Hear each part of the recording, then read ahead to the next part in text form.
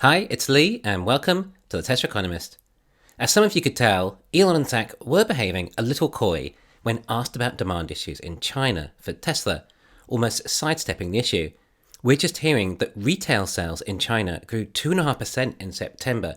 This was below the expected 3.3% growth and much below the 5.4% growth there was in August. And analysts are warning about growing inventory glut, where auto sales slowed in September and EV sales rose at their slowest rate in 5 months. I mean, slowest in 5 months isn't that big a deal, really. Every 5 months, one of those months is the slowest rate for 5 months. As for Tesla, September was one of their highest months ever for domestic sales in China, the highest before that only being less than 0.5% higher, so pretty much equal highest ever month of sales. This is during the lowest month for the overall EV sales in China for the last 5 months. Therefore, if you balance that out, then it's even worse for the other EV competitors. If Tesla is having their highest month during the same month everyone else is at a low. But I think it's quite obvious that perhaps Tesla is not able to sell all the vehicles they make in China as easily as before. We have a very easy metric to measure this: the waiting time for delivery for a new Tesla on the Chinese Tesla order page. It's dropped to 1 to 4 weeks. Now, the rhetoric from the bears think this is due to demand dropping.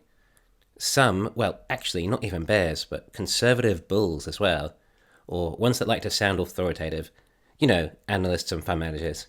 Well, they've been saying demand is dropping. Some even made up figures of how fewer sales there were, and that Tesla had to export 3 times more vehicles in September than they actually did. And that was a fund manager, with the largest holding being Tesla. I guess they just like the attention.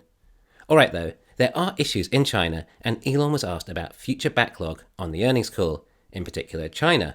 Elon replied saying that China is experiencing a sort of recession due to the property market. In my opinion, this is an effect of the modern monetary theory that China has been using. It may have helped their GDP, but eventually too much money ends up in the wrong place and causes bubbles that eventually pop. And you come down to reality and realize that money cannot simply be created out of thin air, or thin paper, as the case may be. Obviously, China has a lot of serious issues, given the fact they have a massive generation gap after baby boomers too. There's going to be some serious demographic issues that China will face soon enough. Tesla's growth over the last couple of years or so can solely be attributed to their China expansion, with their factories there. But Tesla has been using these factories to serve the domestic market. They're now stepping up their exports. The export market is likely still large enough to serve all the vehicles made in China without selling even any in China, if there are at least the logistics to support it. Of course, even in a recession, it doesn't mean that everyone in China will stop buying Teslas either. And like I've mentioned many times before, Tesla can reduce the prices of their vehicles in China and still see great profits. And as Elon says, in a recession, it's a chance to remove businesses that shouldn't be around in the first place. We see better asset allocation. In other words, it would be more likely that other auto companies might actually go under. Now, I'm not necessarily even talking about local Chinese EVs. However, I'm actually referring to the local ICE industry, the likes of Mercedes or GMs that are made in China. These could suffer much more, and they end up having to close down factories, in turn reducing supply and likely moving their demand over to Tesla. Although, of course, the demand is naturally moving to EVs anyway. Remember, if anything gets tough for Tesla, it's always much worse for everyone else. Tesla has the highest chance of survival, or of being the last man standing. And before you say Teslas are too expensive, then remember the Chinese are only selling EVs by making losses. And of course, most legacy autos are also selling their ICE cars at around break-even too, and making their profit on services, parts, and financing. As we also know, Tesla have ramped up their production to a massive level, around 20,500 a week, or around 90,000 a month, and the capacity is actually closer to 100,000 if they take on more shifts. This is a large increase in production, which means there are more vehicles to sell.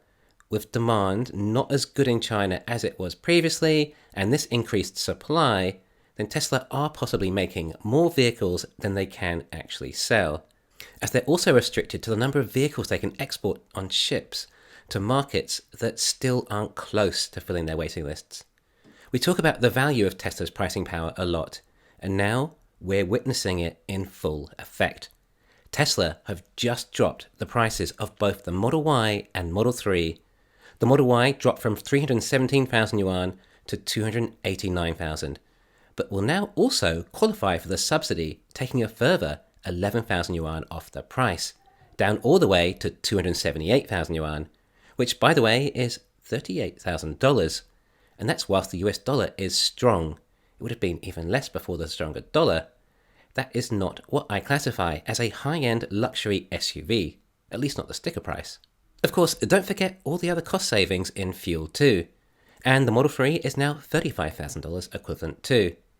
If I was an investor in EV companies and saw this Tesla price drop, I'd be much more concerned about investments in other Chinese EV companies than Tesla if these prices are dropping.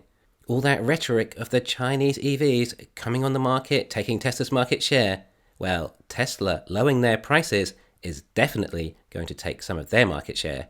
There was also a lot of pent-up demand around Teslas in China due to a rumour that these prices might drop and people waiting to see. As for the competition, they can't really retaliate. They've been having to raise prices due to additional costs and still can't make a profit. This must make things extra scary for them that Tesla can now come in at these lower price points. Not that they were any real competition. The Chinese just make cheap EVs at cheap prices. Tesla make cars that you care about and that care about you with your safety first. Officially, Tesla told Reuters it was adjusting prices in line with costs.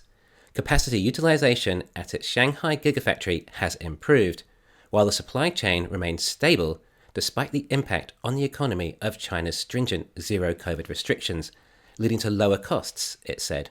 So Tesla's costs have come down, which makes sense after these line upgrades, with about 30% more output from the same floor size.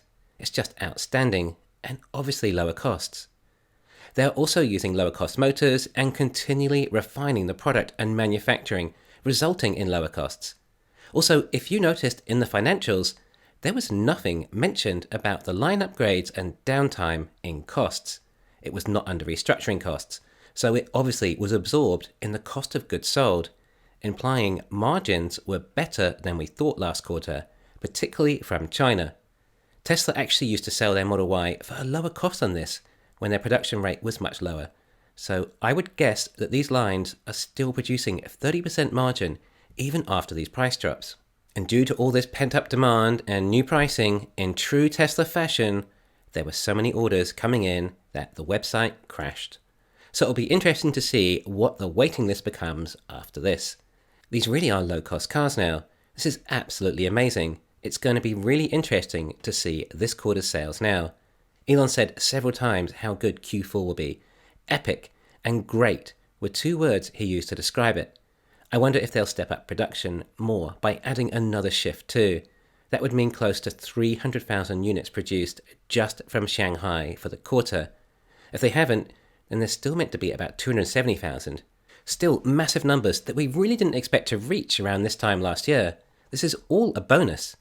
Okay, sure, it doesn't quite make up for the 4680 progress we were promised, but that is coming, and Shanghai is more of an indication of what these factories are actually capable of. You know, remember when we first told the Model Y factory capacity was 200,000 a year initially? Now it's nearly hitting that in just a quarter, to put it into perspective.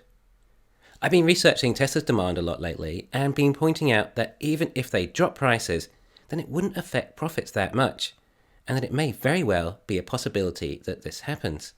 The amount the prices have dropped would affect quarterly earnings by as much as $250 million, but we're close to $6 billion total in earnings now, which is much more exciting. And it might even be lower than that if Tesla end up increasing their exports more now too, as they're working better with logistics. Anyway, for some reason, this makes me happy to see these prices rise. I'm not quite sure why. Perhaps because it's good to see Tesla's pricing power in action and having those massive margins they can use. It puts the competition in perspective too. Oh, but remember, Tesla still probably have 30% margin buffer, and autos are a cyclical industry. They generally struggle to make profits during recessions. This is Tesla's equivalent. It might explain why Tesla were being so coy about it demand in China on the call, as they didn't want to mention the fact they were about to drop prices. The market may not like this news though, but I'm more excited about this Q4 now the demand issue in China has been answered. Thanks for listening. Please hit the thumbs up and subscribe. You can follow me on Twitter and talk to me on Patreon.